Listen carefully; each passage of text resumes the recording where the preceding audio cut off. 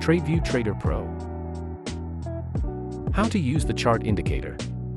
Software tutorial. This video tutorial will discuss chart indicators. To add an indicator, click on the indicator icon on the toolbar. Indicators are grouped in folders by type of indicators. Once you select an indicator, a dialog window will appear where you can adjust indicator settings. To add the indicator, press OK. To change indicator settings after an indicator has been applied, open the Preference pane on the right. Then, click on the indicator. Or you can double-click left on the indicator, and a dialog window will appear. You can change indicator settings like color, and in the Style section, transparency, width, and style. To shift an indicator left or right of the current bar, adjust the displacement setting. For example, 10 bars ahead of the current bar, or -10 for behind the current bar. By using the historical period setting, the chart will preload a certain number of days, weeks, or bars.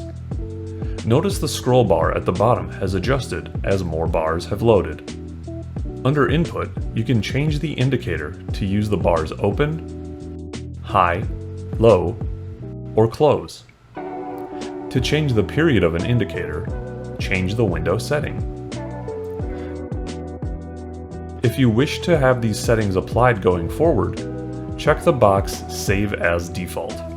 To remove an indicator, left-click on the indicator and press the Delete key on your keyboard. Or, right-click and go to Remove. To review a list of indicators on the chart, click on the indicator icon and go to All Active Indicators. Here, you can remove all indicators, remove specified indicators, or change properties. To move indicators to a different series, right-click on an indicator so that it is highlighted in red. Then go to Series, then Move to, and select which region to place the indicator. This allows you to overlay indicators or move to a new region.